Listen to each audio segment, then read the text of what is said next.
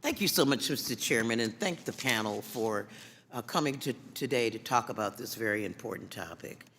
I think one of the witnesses said that a through line of this hearing was that you all agreed that foreign money should be kept out of American politics. But if that were the topic of this hearing, I would be delighted to do that. But you have selectively chosen to focus the witnesses that I have before me to focus on those groups that somehow the Republican Party seems to disagree with. I was struck. When I came in here, I had to look up the First Amendment to the Constitution to remind myself of the rights to which we're all entitled to. And it occurred to me that we are strategically dismantling democracy here. I heard you all complain mightily about freedom of speech here today, mightily about complaining about environmental groups that want us to eat less meat, and of course the Republican Party, which has been infamously denying climate change. All kind of groups that are funded to talk about the impact of fossil fuels on our environment is in the crosshairs of your studies and complaints here today.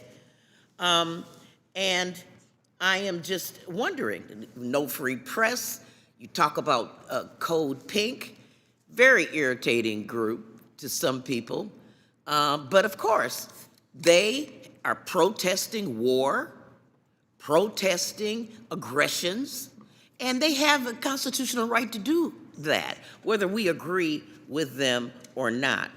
Those safeguards are built into our Constitution, the First Amendment to the Constitution. And sir, I forget which one of you gentlemen talked about your teenage daughter being afraid for, she'll be just fine. America was built on teenage daughters standing up for justice and protesting in this country. Now, you guys want me to keep the main thing, and talk about what we're talking about here today and not talk about CZ and the money laundering and the fact that 87% of Trump's stable coin is held by him and his pardon.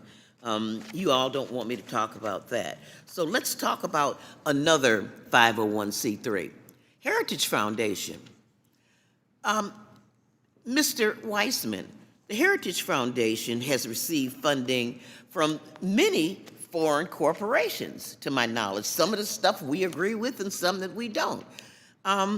What is the impact of having, cherry picking through? How do we get to ending abuse of 501c3s if we're just going to cherry pick through them? Well, I appreciate your remarks, Ms. Moore, and the answer is, of course, that we can't.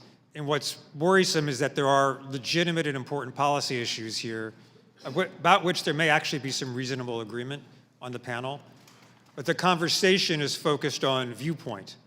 And it's a problem when that is happening on the panel. It's a problem when the committee is focusing on viewpoint rather than on the broad issues.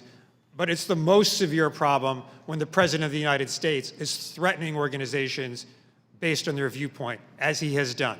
And by the way, Mr. Weissman, can the President do an executive order and really eliminate our ability of 501c3s to lose their tax-exempt status? Well, he should not be able to do that, but if he orders the IRS to selectively persecute and prosecute organizations, I assume that they're going to do it, and I am deeply worried about that. I'm deeply worried about it from the perspective of our constitutional structure. I just want to recall, I'm surprised that I see we got one of the Selma sisters here today. She was born in Selma, Alabama, and my time is about to expire. I'm going to ask her to recall, if she can. She's a very young person, but I recall Alabama, her home state, trying to ban the NAACP, getting them to lose their 501c3 because they have consistently, since its inception, the NAACP, a respected organization, has fought for civil rights, fought against discrimination in education, in housing, and it's a revered organization that deserves its 501c3 status. I'm sorry, Mr. Chairman, my time has expired. I thank all of you, all of our witnesses.